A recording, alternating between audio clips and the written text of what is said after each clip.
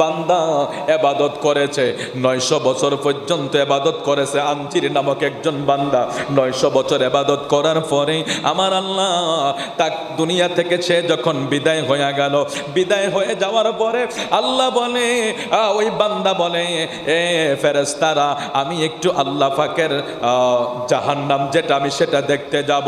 সে জাহান্নাম দেখতে গেলেন। জাহান্নাম দেখতে গিয়া 500 বছর দূর থেকে তার পানির পিপাসা লাগলো। ওই জায়গায় সে পানি খাইবে কোন জায়গা থেকে? তার একটা দাবি ছিল, সে 900 বছর ইবাদত করছে, আল্লাহ তারে 900 বছর ইবাদতের বিনিময়ে জান্নাত দিবে। এই জন্য সে ওখানে বলে আমি আল্লাহর রহমত লাগবে না, আমি 900 বছর ইবাদত করছি, আমি এটার বিনিময়ে জান্নাতে যাব।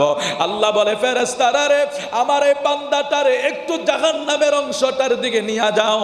যখন তাকে জাহান্নামের দিকে নিয়ে গেল, জাহান্নামের থেকে 500 বছর দূরে